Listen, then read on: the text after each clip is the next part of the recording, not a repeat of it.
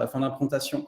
En tout cas, voilà, aujourd'hui, on ne va pas forcément rentrer dans le détail des écrans, on ne va pas forcément parler de chartes, on va vraiment parler de tous les outils qui permettent de structurer une équipe et de prendre à bras-le-corps un sujet aussi colossal que refondre, oui, et ajouter tous les éléments de mobilité courte et moyenne distance.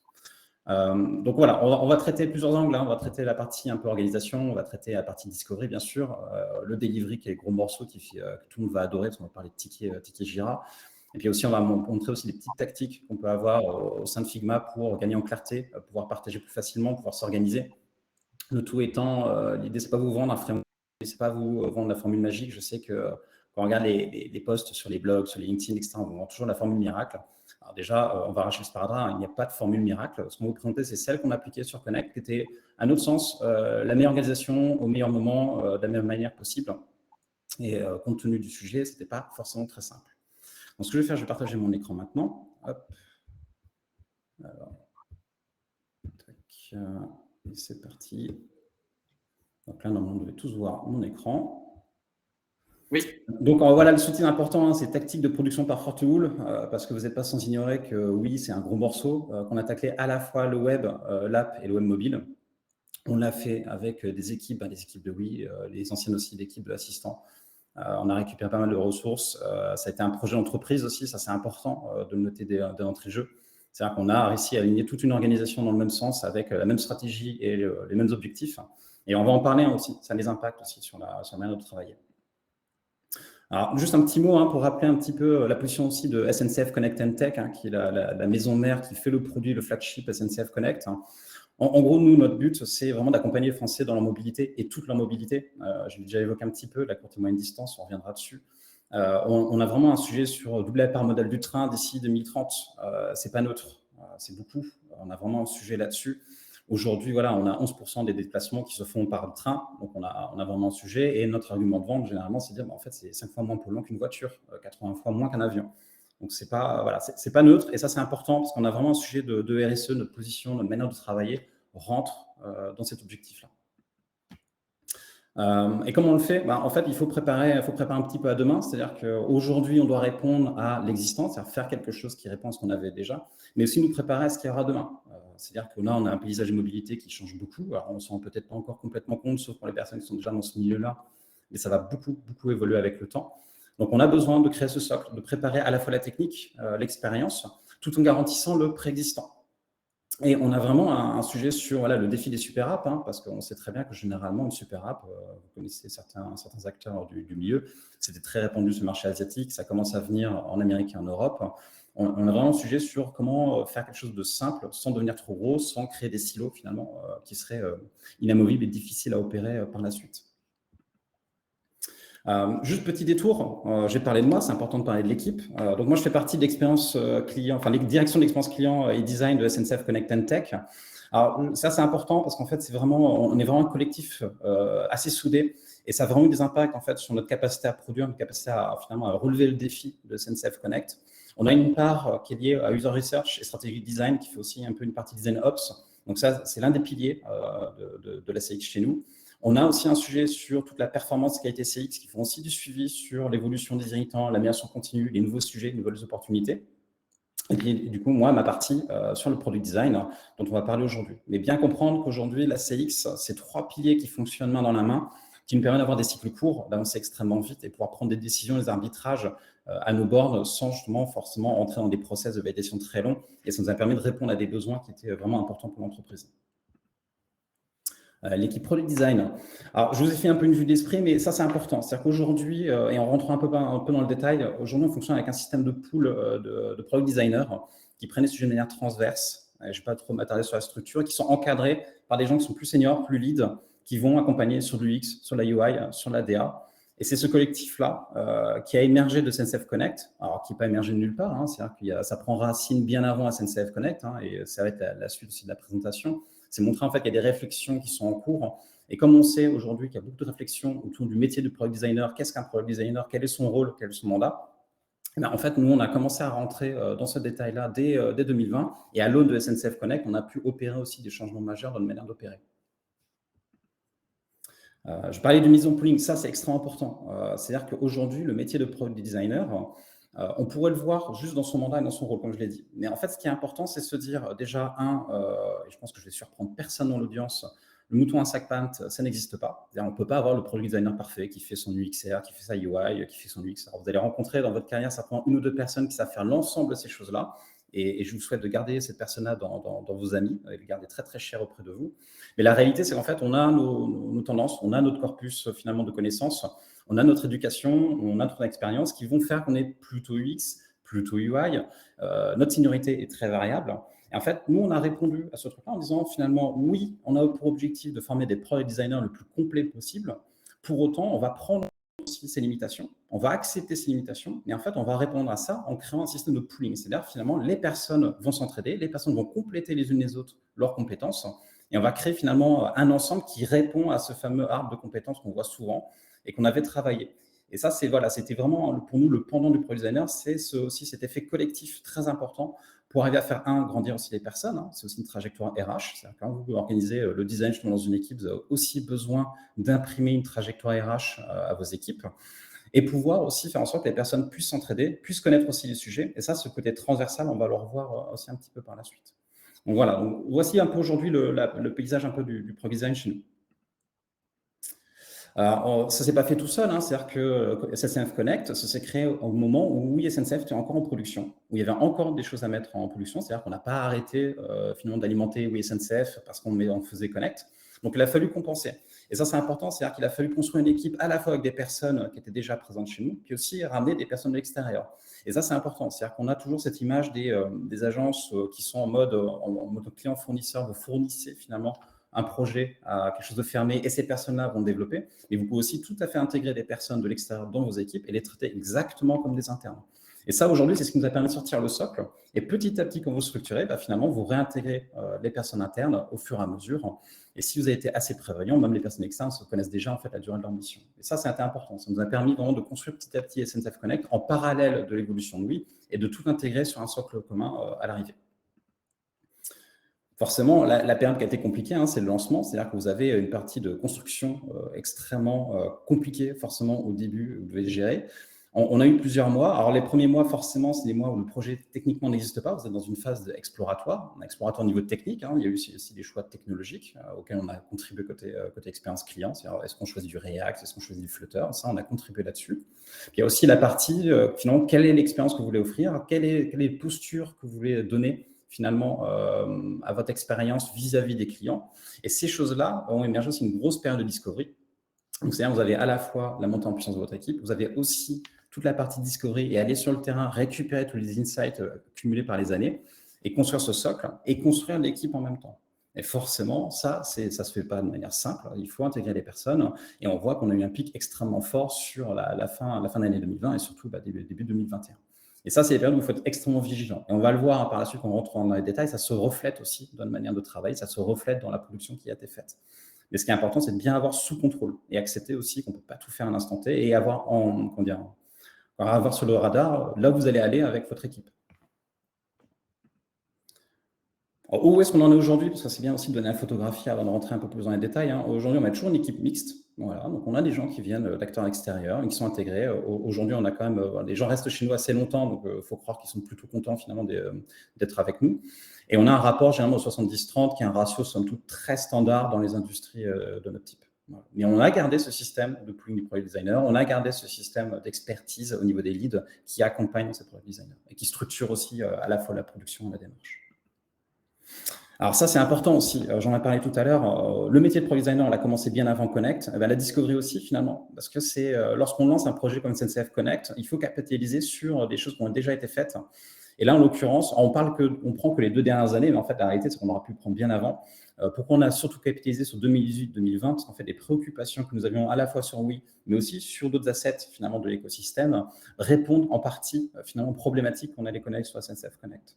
Et ça, c'est important. C'est-à-dire qu'on a tout dispositif d'études, hein, on a des A/B tests, on a du qualitatif, que ce soit à petite ou grande échelle, du modéré, du non modéré. Forcément, on fait aussi nos benchmarks. Forcément aussi, on va aller regarder un petit peu les observatoires de mobilité, parce qu'il y a pas mal de données publiques qui existent. Et on va commencer à se faire des idées sur, finalement, qu'est-ce qu'il faudrait faire aujourd'hui?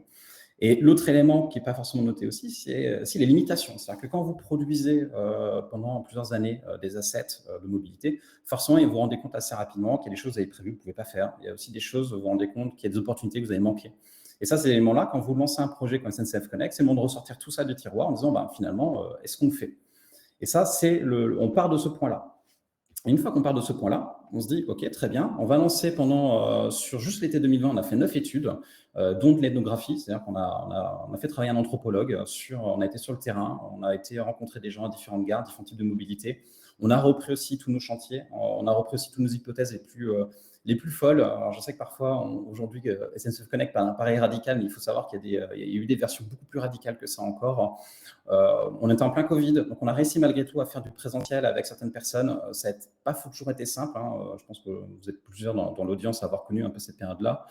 Voilà, donc on a malgré tout réussi à faire nos études, des dispositifs assez lourds malgré tout, et sur une période de 2 mois. C'est-à-dire qu'on est arrivé en septembre 2020 avec finalement un socle de connaissances et des idées sur quels sont les grands axes directeurs et quels sont les principes de design qu'on va appliquer assez clairs. Et on va le voir d'ailleurs par la suite, ça a donné un output très particulier qui nous est propre et qui nous sert encore aujourd'hui. Et forcément, on ne s'est pas arrêté là. C'est-à-dire que pendant SNCF Connect, pendant la durée du projet, on a 24 études. Alors, 24 études, je vous économise le calcul, ça fait à peu près un dispositif de test toutes les 2 semaines en moyenne.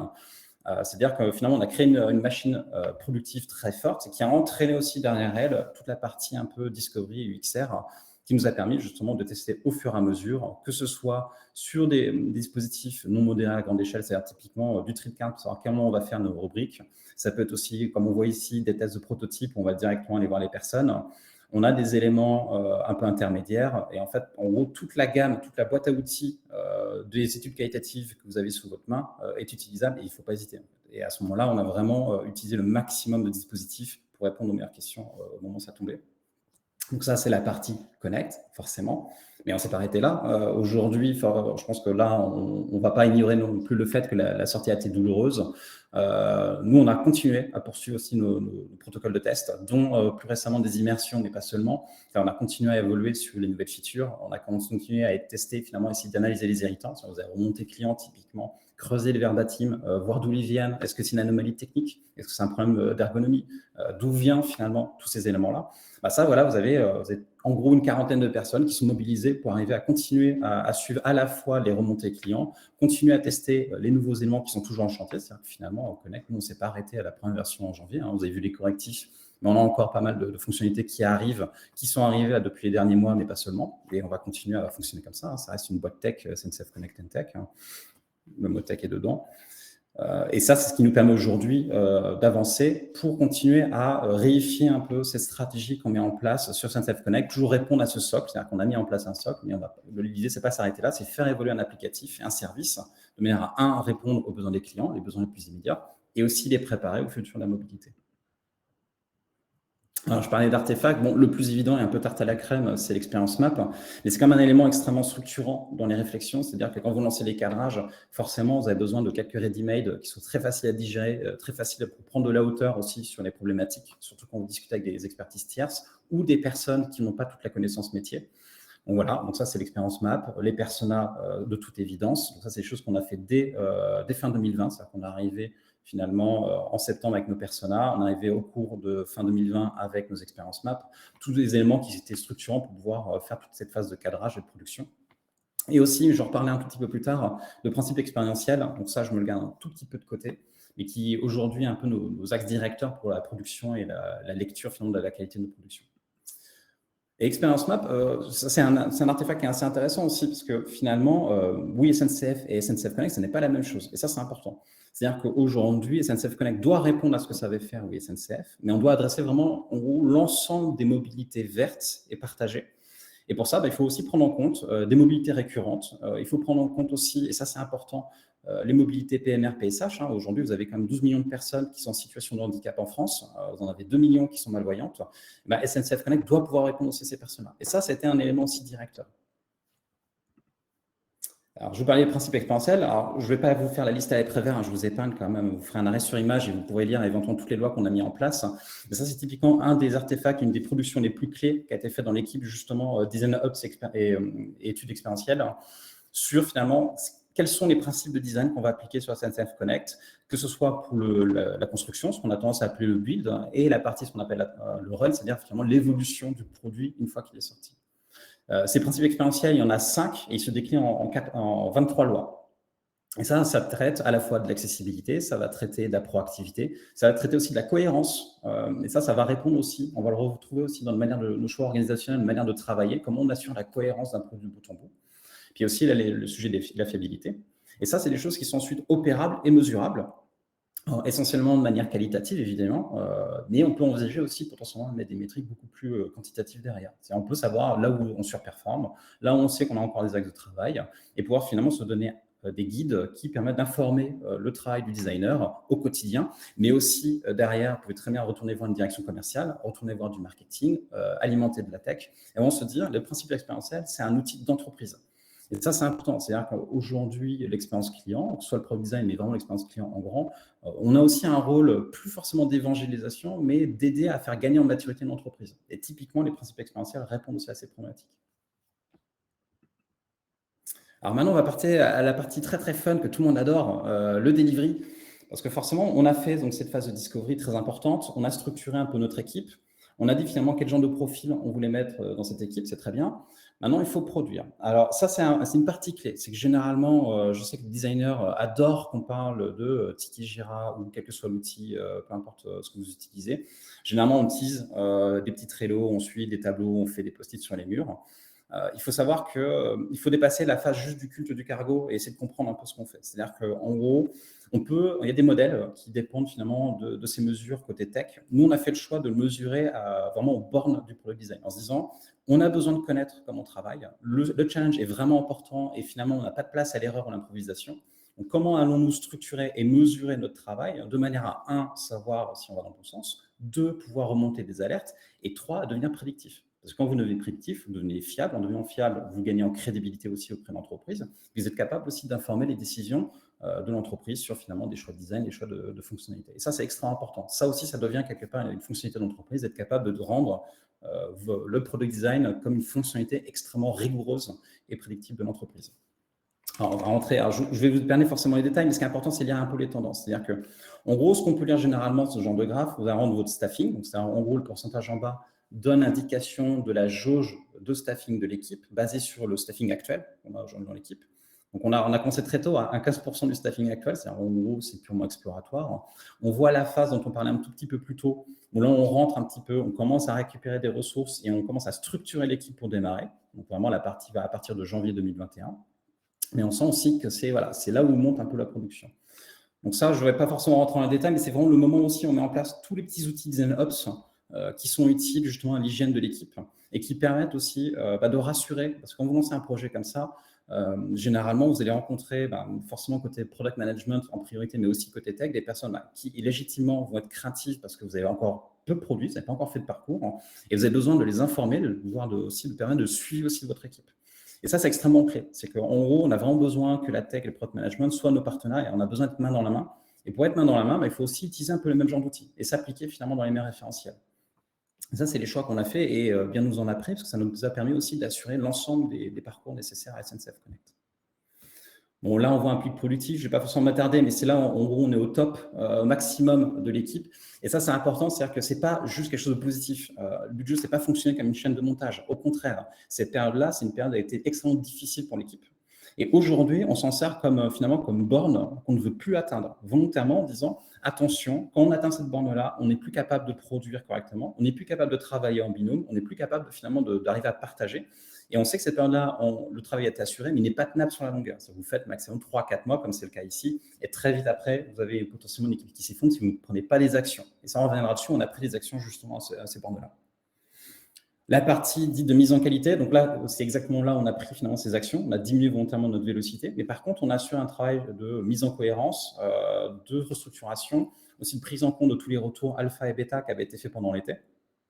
Parce que c'est autour à peu près de 4000 personnes qui avaient été embarquées justement pour nous remonter toutes les anomalies. Donc là, il y a aussi des corrections et des tests qui nous permettent justement d'évoluer le produit pour la sortie, mais aussi pour après. Il y a des choses qui sont conçues en ce moment qui répondent finalement à des choses qui avaient été observées il y a 6-8 mois maintenant.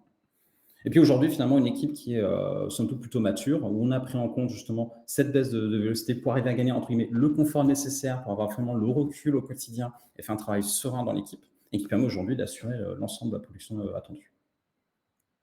Bon, ça, c'est la partie, le petit flex gratuit, mais globalement, c'est considéré, c'est 809 tickets de purement conception de product design qui ont été traités. Donc, encore une fois, on va revenir dessus, hein, mais on a isolé la partie purement conception du reste du delivery pour arriver justement à être capable de mesurer. Et ça, ce 809, c'est pas neutre. Aujourd'hui, on faut compter à peu près 10 000 tickets, donc on compte pour quelques pourcents finalement dans la production globale des équipes. Alors, comme on a fait ça, finalement, on n'a pas inventé l'eau tiède, hein, c'est-à-dire qu'on a repris dans la boîte des agilistes.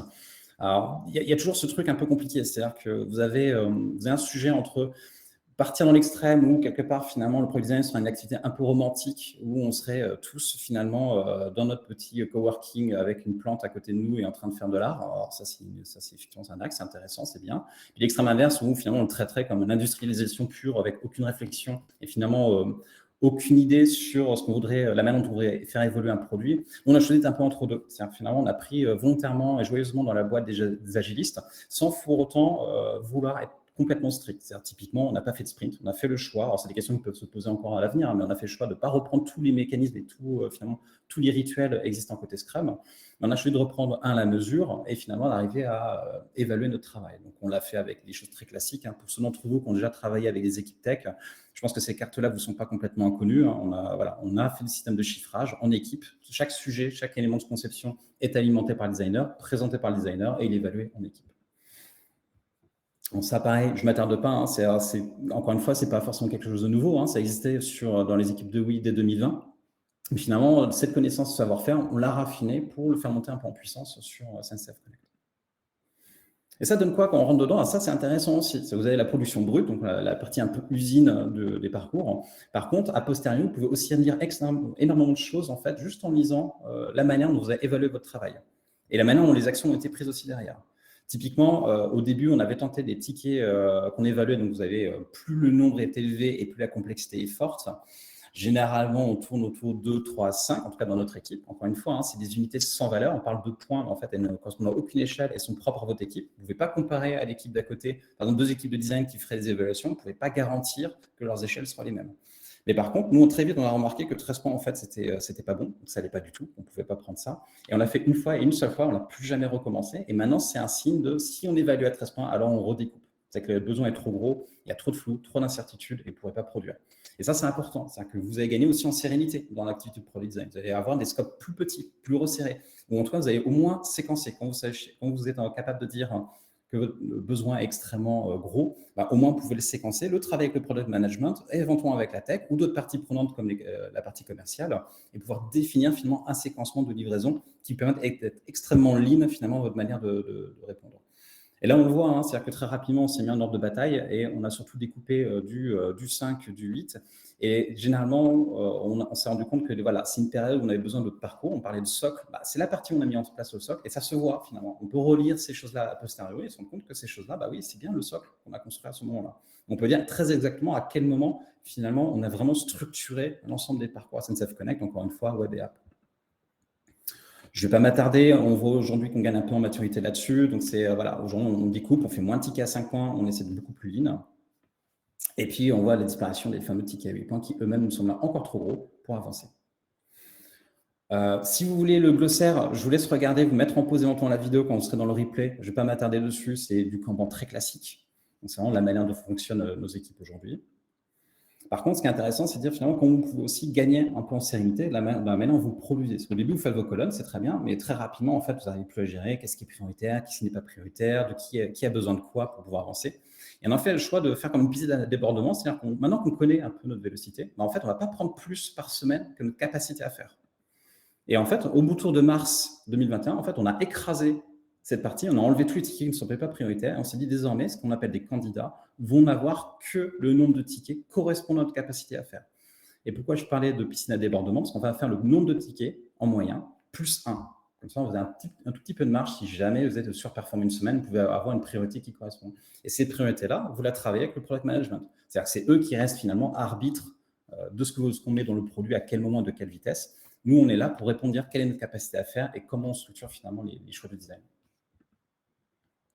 Je parlais de la mise en pooling des designers, c'est là où en fait elle fait un peu sa magie. C'est quand vous faites un projet, les projets sont plus ou moins complexes, les gens sont plus ou moins à l'aise sur certaines expressions.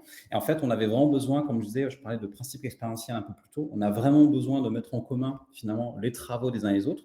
Et en fait, ce mise en pooling nous a permis d'être extrêmement cohérent. C'est-à-dire que SNCF Connect est arrivé avec plein de défauts, il y a encore beaucoup d'anomalies, et ça, on en est parfaitement conscient. Hein. C'est des choses qu'on monitore, sur lesquelles on continue à travailler. Mais en tout cas, on a pu garantir une cohérence de bout en bout sur l'expérience d'achat, sur l'expérience d'information voyageur, et sur l'ensemble finalement entre web et app de ce que pourrait connaître le client. Et ça a pu être fait justement parce qu'on a mis des designers ensemble, parce qu'on les a fait travailler main dans la main, parce qu'en fait, en gros, ça nous a permis de gagner cette vue transverse que tout le monde ne peut pas avoir. C'est-à-dire qu'un projet comme SNCF Connect, vous devez vous en douter pour ceux qui ont fait des refontes, tout le monde très rapidement peut tomber dans un silo, et ça, c'est la pire chose qui puisse arriver à un projet. Donc nous, on avait vraiment ce rôle de dire, on reste transverse, on garde un regard sur l'ensemble des productions et des fonctionnalités qu'on va mettre en production, et on va pouvoir travailler main dans la main. Et ça permet de faire circuler un petit peu la connaissance, ça permet de faire circuler aussi les compétences, et puis ça fait aussi du bien à l'équipe, c'est-à-dire que ça évite que vous ayez la tête dans le guidon tout seul, abandonné. Nous, on a permis d'avoir finalement un collectif qui fonctionne bien, qui s'entraide, et ça vous permet aussi de faire bouger le poids du corps. C'est-à-dire que si à un moment vous sentez qu'il y a une priorité beaucoup plus forte et qu'il y a un manquement sur votre capacité à produire, en fait, vous pouvez mettre 2, 3, voire 4 personnes sur le même sujet pendant quelques jours, le temps de le dépiler, de le craquer, d'arriver à trouver finalement quelle est la bonne posture design, quelle est la bonne réponse ergonomique finalement à la problématique posée, et livrer ça en orientant. Donc, vraiment, vous gagnez en vélocité, tout en gagnant en confort aussi dans l'équipe. Encore une fois, hein, l'idée, c'est pas vendre le modèle usine pur, ce serait vraiment le mauvais travers à avoir. Par contre, avoir les bons outils de mesure vous permet justement de gagner le confort nécessaire à préserver finalement ce travail d'équipe. Et ça, c'est extrêmement clé aujourd'hui à la fois sur la production de SNCF Connect, mais aussi sur les nouvelles fonctionnalités à venir. Donc voilà, la culture du collectif, hein, c'est-à-dire qu'aujourd'hui, c'est vraiment un axe majeur de l'équipe Product Design, c'est-à-dire qu'on fonctionne vraiment comme un collectif. Alors, qui dit collectif ne veut pas dire studio aussi, ça c'est important, c'est-à-dire qu'on n'a pas un rapport client-fournisseur, et il faut bien comprendre que parce que vous fonctionnez en pooling, vous fonctionnez en équipe, ne veut pas dire qu'il faut s'isoler finalement du product management ou de la tech. Il faut vraiment continuer à travailler main dans la main, s'intégrer dans le maximum de rituels lorsque c'est possible, pouvoir faire ces réflexions de cadrage avec des personnes qui sont d'expertise tierce et continuer à travailler justement ce travail transverse au sein de l'entreprise. Il ne faut vraiment pas, encore une fois, il ne faut pas tomber dans les travers de quelque chose qui ira à l'extrême. Et ça, c'est aussi un outil clé qu'on a pris chez les Scrum, c'est la définition de fini. Et ça, pareil, c'est extrêmement important. C'est-à-dire que vous avez une structure, vous allez produire quelque chose, et c'est important de sortir, de dire « j'ai terminé », ce sont des critères très précis. C'est-à-dire, vous avez bien fait vos analyses, vous avez bien produit vos écrans, pour ça, je pense que c'est la base. Mais derrière, on a tous un système clé qui sont en bleu ici, la review design system, vérifier que c'est conforme au design system et qu'éventuellement, s'il y a des nouveaux éléments qui peuvent s'intégrer. La peer review, pareil, je vous parlais en fait du travail de pair à pair. Il y a aussi cette notion de relecture par quelqu'un qui n'est pas du management, qui est vraiment quelqu'un au même niveau hiérarchique que le product designer, qui va aussi repasser derrière et vérifier que la production est bonne. Ça, c'est extrêmement clé. Et puis aussi une relecture d'accessibilité, qui est un exercice majeur, hein, j'en parlais tout à l'heure, c'est un des principes expérientiels qu'on a mis en place sur SNCF Connect. Et bien, la relecture d'accessibilité, c'est aussi un élément clé. Puis après, on a des éléments en plus, ce qu'on appelle attachés à l'épique, la review partie prenante, qui sont des éléments que je ne mets pas en bleu, bizarrement. Pourquoi? Alors, sauf si je vais trop vite. C'est-à-dire qu'on s'est rendu compte aussi quelque chose, c'est si on voulait devenir mesurable et prédictible, et en fait, il fallait sortir un élément qui est finalement la validation tierce. C'est-à-dire que vous ne pouvez pas garantir que la personne qui va relire le métier, le product manager, éventuellement la personne responsable côté commercial, ces personnes-là ont aussi leur agenda, elles ont aussi finalement leurs contraintes, elles ne peuvent pas toujours assurer les retours en heure en temps. Et ce qu'on a fait, c'est-à-dire qu'on intègre cet élément, mais on n'en fait pas un élément bloqueur. Si la personne n'est pas disponible, tant pis, on biffe, on attend les retours et on recrée un deuxième ticket. Et c'est là où finalement cette notion de ticket, peu importe que vous soyez dans Jira, Trello, etc., extrêmement importante, c'est qu'en fait, ça permet de vous séquencer le flux et séquencer le travail et pas se retrouver bloqué. Parce que sinon, le danger, vous avez des tickets qui restent pendant 1 semaine, 2 semaines, et malheureusement, ce n'est pas votre faute, mais ça reste à impacter votre travail productif côté product design. Et rendre prédictible, ça je l'ai dit, je ne vais pas m'attarder, mais globalement, on avait pris aussi une maille un peu plus grosse qui était au macro-chiffrage des chantiers. C'est un chantier, c'est tout un parcours, par exemple, de distribution, toute la recherche, la gestion du compte client, et on classait en typologie. On disait, finalement, ça permet de dire à la direction, ce chantier-là, c'est du vert, en gros, on va juste répliquer ce qu'on sait déjà faire. On l'a déjà fait sur oui, on maîtrise, on va le refaire exactement l'identique. Orange, travail de conception classique. Donc là, c'est cadrage, wireframe, vous produisez vos UI. Enfin, bon, là, la partie vraiment la plus classique possible. Et certains chantiers qui ont classé rouge en disant attention, celui-là, nous, on devait commencer bien avant le développement. Et cela, il nous faut 2, 3, voire 4 mois d'avance sur la tech pour pouvoir faire les tests nécessaires, pour faire toute la partie de discovery nécessaire à alimenter la conception. Et bien nous en a pris, parce qu'aujourd'hui, voilà, on est à peu près dans les clous, sachant que le delta qui s'est créé, c'est parce qu'on a aussi eu besoin d'être finalement de baisser nos niveaux sur certains chantiers dus à des contraintes. Mais globalement, voilà, on peut être prédictible à un an et demi de distance par rapport à ce qu'on a sorti sur SNCF Connect. Et ça, c'est aussi ça qui vous permet de gagner aussi en crédibilité sur le product design. La partie Figma, bon, forcément, on va en parler.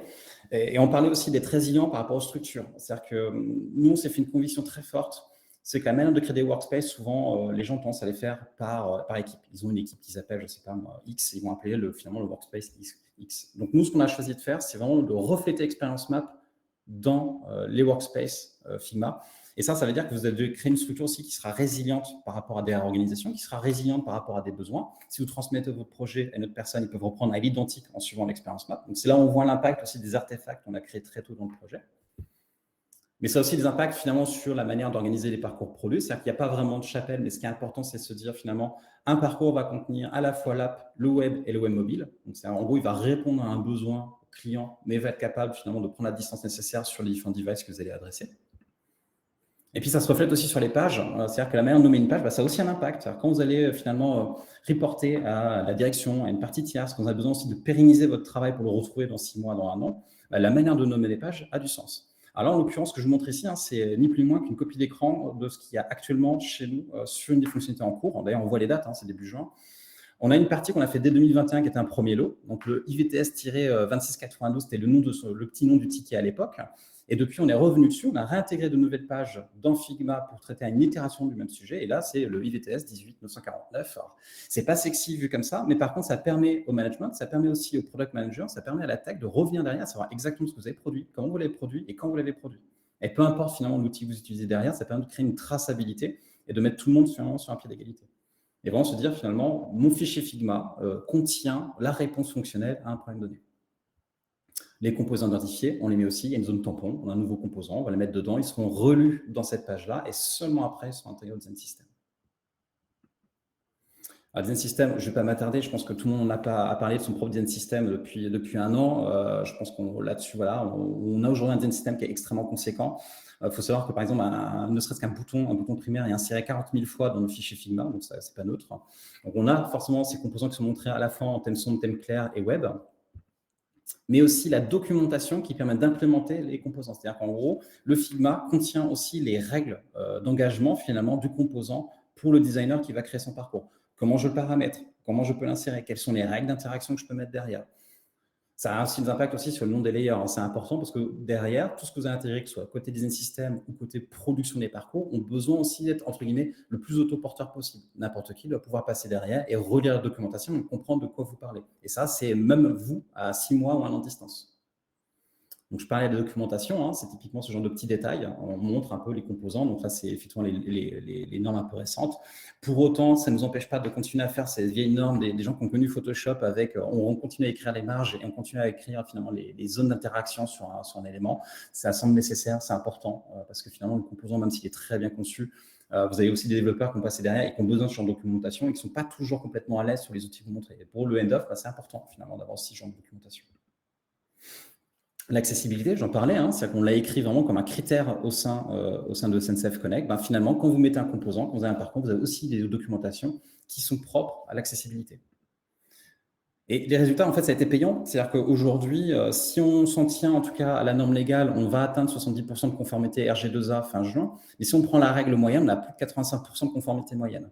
Et ça, c'est important, c'est que l'accessibilité, en fait, ça a plein d'expressions. C'est-à-dire qu'on a, effectivement, on pense tout de suite au choix thème son, thème clair, et ça prend aussi en compte le format paysage, ça prend aussi en compte aussi les dynamic types que vous avez sur iOS. Alors, dynamic type, pour ceux qui ne connaissent pas, c'est le fait de pouvoir agrandir les fontes. Et l'ensemble, en fait, des réponses qu'on fait à la fois au niveau du serviciel et au niveau de l'interprétation et de l'usage ergonomique du service est extrêmement important pour adresser l'accessibilité. Et ça reste un axe majeur de SNCF Connect. Et puis pareil, c'est vrai qu'on pourrait se dire, bon, très bien, on a fait quelque chose de radical, super, on a fait les mêmes parcours, mais pour autant, qu'est-ce qui s'est passé?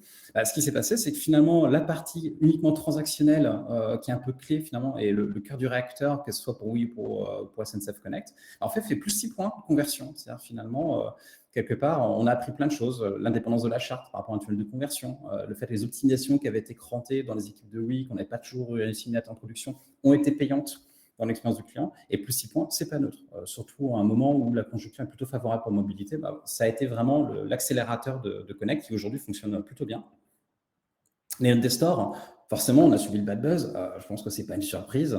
L'avantage, c'est que tout le travail sur la correction des anomalies qu'on a pu faire main dans la main avec la tech, il faut savoir aussi que toute la partie développeurs, ils ont été extrêmement mobilisés justement pour corriger toutes les anomalies qui existaient et existent encore, nous ont permis aussi, en plus des fonctionnalités qui n'avaient pas pu être embarquées au début du projet, d'atteindre aujourd'hui finalement des notes de store qui reviennent dans le vert, voire continuent à augmenter et sont on track pour avoir de bonnes notes.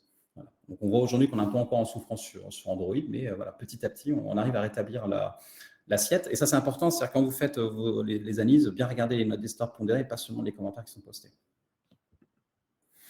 Et puis, dernière chose, avant de clôturer, parce que c'est quand même un peu clé, SNCF Connect, est-ce que c'est un succès ou est-ce que c'est un échec? Bon, globalement, on a fait 23 millions de téléchargements, c'est-à-dire que globalement, vous regardez dans la rue, c'est une personne sur 3 qui a probablement Connect dans sa poche. Alors le chiffre est même plus à jour, il a encore augmenté depuis. Là, on voit 65 millions de billets vendus, mais en fait, on est à 75 millions de billets vendus. Donc, c'est une jauge qui monte extrêmement vite. Il y a 55% qui sont par application. Et c'est 2,5 millions de visites quotidiennes, site application. Donc, c'est aujourd'hui un asset qui a été, voilà, où on a pris beaucoup de risques, où collectivement, dans l'ensemble de l'entreprise, voilà, on a fait le choix de répondre à une stratégie de manière relativement radicale, mais elle a été payante parce qu'aujourd'hui, finalement, on a réussi à faire mieux que SNCF avec un produit qui se positionne sur à la fois la longue distance, bien évidemment, mais aussi la moyenne et la courte distance. Et sur ces mots, merci pour votre écoute et j'espère que vous arrivez à bien digérer ce midi tout ce qui a été raconté. Hugo, c'est à toi. Merci Julien. Merci Julien. Alors du coup, on va passer directement. Aux questions. Je prends la question qui a été bien notée. Alors, quelle est la plupart... Est-ce que vous voyez mon écran déjà? Vous voyez le fil bien? Pas encore.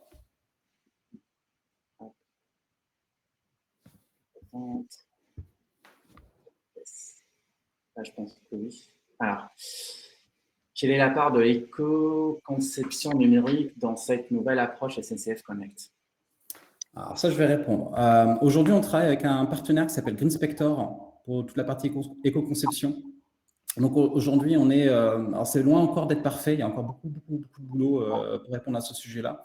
Mais on est considéré comme, il y a des grades en fait qui sont donnés, il y a des audits qui sont faits, et ensuite on vous donne des grades par rapport à votre éco-conception, en tout cas la qualité de votre conception. Aujourd'hui, on est considéré comme silver, donc c'est plutôt bien, c'est vraiment en tout cas en bonne route. Et on intègre aujourd'hui, pour ceux qui étaient aux UX Days il y a quelques semaines, on a une personne chez nous qui est un peu pilote de toute la partie éco-conception et design éthique. Donc ça, c'est tout un sujet qu'on commence à tacler et dont on espère pouvoir recueillir les fruits d'ici 6 mois, 1 an. Ok. Il y a une question. Durant la phase de construction du projet, avez-vous réfléchi à la mise en place d'un design system? Si oui, comment avez-vous... La réponse est dans la présentation. Oui, très tôt. En fait, et heureusement, bien nous en a pris. C'est-à-dire que forcément, à partir du moment où on crée un projet comme SNCF Connect, au début, on n'a pas de charte. Donc, c'est-à-dire vous allez créer plein de parcours et puis vous ne savez pas encore à quoi ça va ressembler SNCF Connect. Heureusement d'avoir un design system.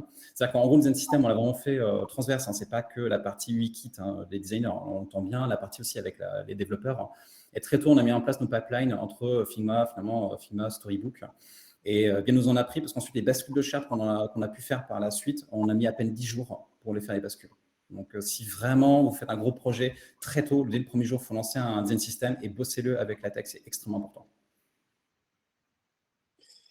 Ok, il y avait une autre question, c'était sur comment expliquer que malgré tout le travail en amont de recherche, plus les tests et analyses durant la production, la sortie du service, elle n'était pas vraiment au rendez-vous, et comment vraiment rattraper cette perte de confiance après?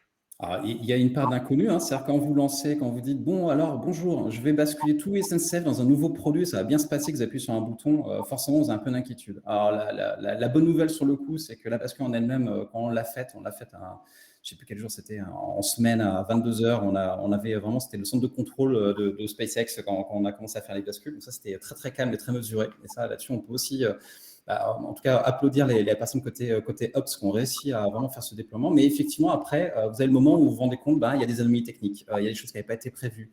Il y a potentiellement un partenaire qui tombe. Vous-même, vous avez fait des erreurs dans l'implémentation. Il y a une part d'inconnu. Enfin, il y a vraiment là-dessus, il y a des choses qu'on savait déjà. Il y a des choses en production, c'est-à-dire au moment où vous appuyez sur le bouton, vous savez déjà qu'il y a des irritants que vous allez connaître. Il y a des choses que nous, on avait vues pendant la bêta et l'alpha, et on savait très bien qu'on aurait des irritants qui allaient émerger. On savait très bien aussi que le choix de ce qu'on appelle assez universel, c'est-à-dire ce champ unique, serait un peu clivant. On le savait d'abord, en tout cas, on le savait très très tôt. Mais après, l'ensemble, en fait, les anomalies, plus les choix radicaux, peut-être aussi le manque d'accompagnement là-dessus. Je pense qu'on a, s'il y avait des personnes à Nantes il y a quelques semaines, il y avait une présentation de David Ruiz justement là-dessus, on revenait un petit peu sur finalement faire une espèce d'autocritique sur nos productions. L'accompagnement a manqué et en fait c'est la conjonction de tous ces éléments-là qui ont créé les problèmes. Et pour répondre à la deuxième partie de la question, en fait derrière vous avez tous vos systèmes de sondes, c'est-à-dire vous avez des sondes Quanti, des sondes Cali, vous avez aussi la relation client, en fait vous avez aussi la technique. En fait il faut mobiliser l'ensemble de la technique et du savoir-faire de l'entreprise pour analyser déjà, est-ce que c'est réellement des anomalies? 2, est-ce que cet irritant est un épiphénomène ou est-ce qu'il faut le traiter? Et ensuite, vous mettez tout le monde en ordre de bataille pour arriver les zones le plus vite possible et tacler par priorité et impact. Il y avait une question sur comment fonctionne la review party. La review partie prenante, c'est très classique. En fait, ça dépend de votre interlocuteur parce que là, pour le coup, vous avez travaillé avec des gens qui ne sont pas toujours en agile et c'est aussi pour ça qu'on l'a un peu, entre guillemets, isolé finalement des validations. C'est des choses que vous avez pu connaître. C'est-à-dire, vous allez faire vos petites présentations, il y a l'autre personne qui, lui, va plutôt avoir sa grille de lecture. En fait, c'est très, très variable. Et comme c'est très variable, en fait, ça crée de l'instabilité et de l'inconnu. Et en fait, c'est pour ça qu'on s'est dit, on intègre notre checklist. Ça fait bien partie, effectivement, parce que c'est comme une nécessité de faire valider un peu votre travail dans notre checklist d'édition de fini. Mais pour autant, si on se rend compte que passer un certain temps, c'est-à-dire en gros, on parle d'une journée, c'est vraiment si au bout d'une journée, on n'a pas de news parce que la personne est malade, parce que finalement, on attend un retour du juridique, dans ce cas, on dit OK, on cut. On attend les retours et quand on aura le retour, là, on intègre un ticket. Puis en fait, après, vous avez plein d'outils qui sont utilisés comme solution qui permettent de les lier ensemble. Vous pouvez même le faire aussi sur les post-it. Si vous faites sur post-it, vous collez le premier post-it sur le deuxième et comme ça, vous savez. Il y avait une autre question sur le même niveau. Alors, est-ce que cette multitude de parties prenantes, de process, d'ateliers, d'outils, nous vous ont finalement éloigné de l'objectif principal, à savoir créer une bonne… C'est une excellente question et c'est pour ça que j'ai beaucoup insisté aussi sur les principes expérientiels. Honnêtement, quand vous avez la tête dans le guidon, à chaque jour qui passe, vous prenez le risque effectivement de vous éloigner de l'objectif que vous êtes donné. L'objectif, il est à plusieurs niveaux. C'est un objectif forcément business. On reste une agence de voyage, on vend des billets de train. Après, les objectifs stratégiques, c'est qui on veut être et comment on veut répondre à la mobilité demain. Et aussi les objectifs de design, et c'est là où les principes expérientiels rentrent en ligne de compte, c'est comment on adresse les PMR PSH, comment on adresse la cohérence de parcours. Et même si ce n'est pas parfait, c'est aussi ça qui nous a permis aujourd'hui d'avoir un produit qui est entre guillemets plutôt sain et facile à construire pour la suite. Une autre question, l'augmentation de nombre de ventes et de téléchargements est-elle uniquement liée à l'application ou aussi au contexte, des règles sanitaires? Comment mesurez-vous en fait cette donnée? Oui, alors ça c'est une excellente question. Alors pour petite histoire, on en parlait avec Hugo juste avant le début de la présentation et j'expliquais justement quand faut pas, en tout cas il faut rester très objectif, c'est qu'on bénéficie comme tous les acteurs de la mobilité d'une augmentation liée à la fin entre guillemets de la période Covid. Et oui, ça a un impact positif dans les ventes, dans les usages, c'est évident. Maintenant, la manière de mesurer, la bonne manière de mesurer ça, c'est typiquement ce que je vous montrais un peu plus tôt, c'est mesurer finalement les tendances et les ratios. C'est-à-dire qu'en gros, la performance d'un tunnel de vente qui fasse plus 6 points est indépendant finalement de votre conjoncture pour la simple raison que votre besoin est à peu près le même. Et quand vous avez l'habitude de partir d'eux, a priori, ça n'a pas changé entre temps. Donc, c'est d'où l'importance de se dire, effectivement, vous avez les données brutes, mais après, il faut prendre de la hauteur et regarder un petit peu finalement les ratios et les performances de point à point dans votre système.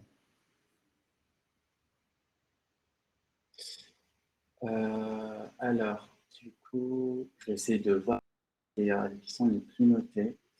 Est-ce que le nombre de téléchargements correspond réellement à la satisfaction des users? Comment mieux améliorer la satisfaction? Non, clairement pas. Je veux dire, là, le nombre de téléchargements, c'est plutôt finalement vérifier si on a bien basculé tout le monde sur oui. Il n'est pas question pour nous de faire croire que ce serait une mesure de succès. Encore une fois, On l'a dit sur le sujet de la conjoncture, hein, c'est plus intéressant dans ce cas de regarder la performance point à point comme le tunnel d'achat, parce qu'on a exactement de quoi comparer côté oui, donc on sait exactement comment ça fonctionnait à page égale, donc ça c'est mesurable. Vous avez aussi la satisfaction, nous aujourd'hui on mesure la SAT à la fois au niveau européen et français, ça me permet aussi d'avoir un point, en tout cas un peu de distance et sortir un petit peu aussi de l'effet conjoncture, vérifier aussi est-ce qu'il y a un impact du bad buzz ou est-ce que c'est réellement des problèmes dans notre service qui créent des anomalies en fait.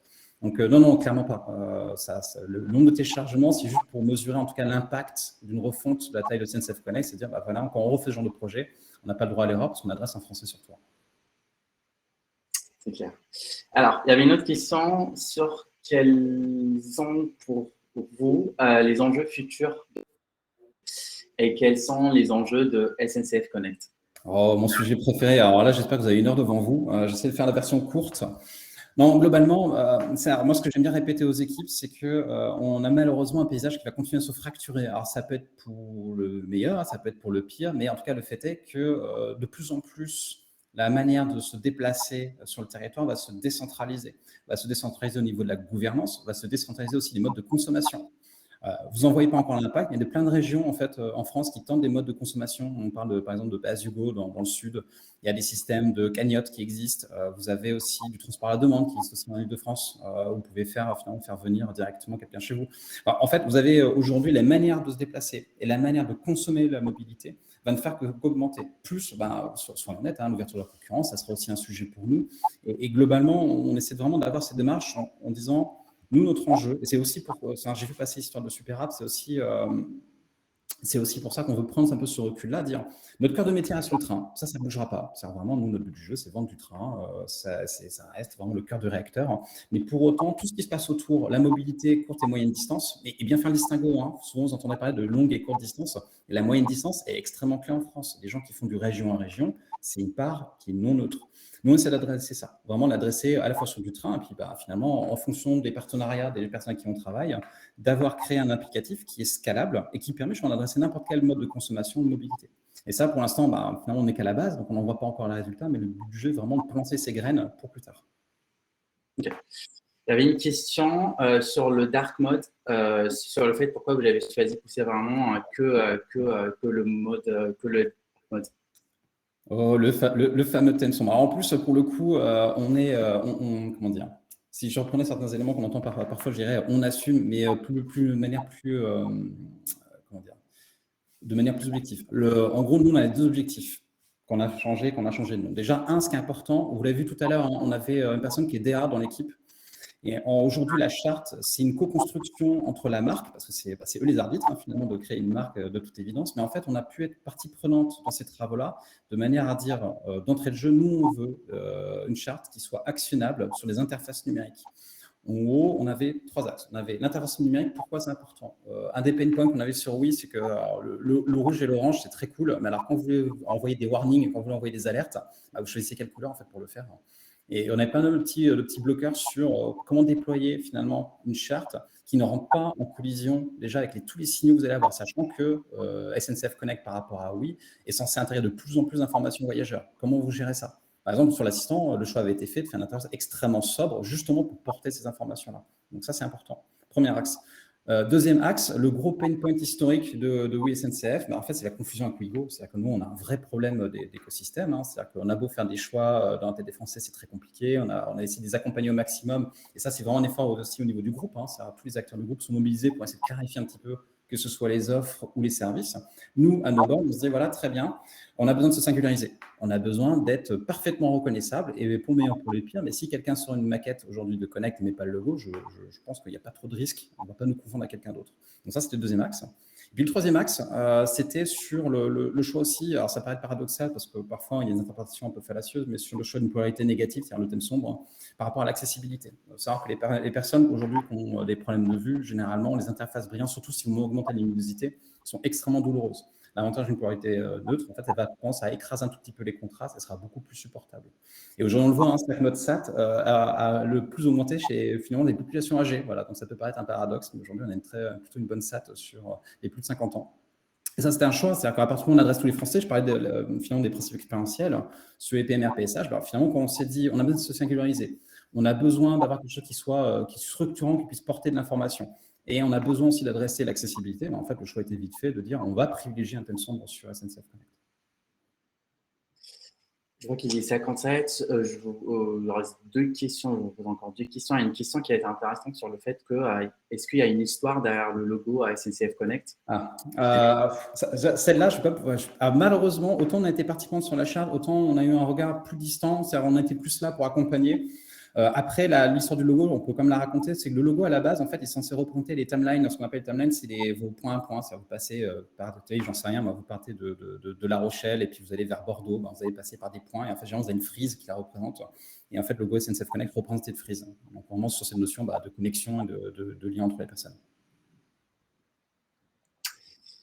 Dernière question, comment étaient organisées les équipes tech en feature team? Si oui, pourquoi ne pas avoir intégré le designer dans le feature team? Tout à fait. Alors ça, c'est important. Alors, on avait trouvé un nom un peu spécifique qui est ni plus ni moins de la feature team, mais en gros, des équipes plutôt éphémères pour arriver à répondre très rapidement à tous les besoins. Parce que là, j'ai beaucoup prêché pour ma paroisse, mais il faut savoir que le challenge côté développeur est extrêmement élevé. C'est pas neutre de refaire si vite dans une nouvelle techno un nouveau service. Le choix a été fait, nous, de ne pas forcément se brancher complètement directement dessus. Et encore une fois, j'en parlais un peu plus tôt, c'est vraiment de ne pas se dire on ne fonctionne pas en studio, c'est pas un rapport client-fournisseur, ça c'est extrêmement important, mais par contre, notre manière de travailler, c'est-à-dire que finalement, notre interlocuteur change au cours du temps. Et comme ça, en fait, on dépile. C'est-à-dire, si un moyen a besoin, on envoie telle personne. Le but du jeu, c'est faire circuler les designers dans les feature teams au fur et à mesure et travailler main dans la main. Encore une fois, qu'on peut envoyer les développeurs faire du test utilisateur ou faire du cadrage avec nous, en tout cas, c'est la situation idéale. Mais il faut bien faire le distinguo.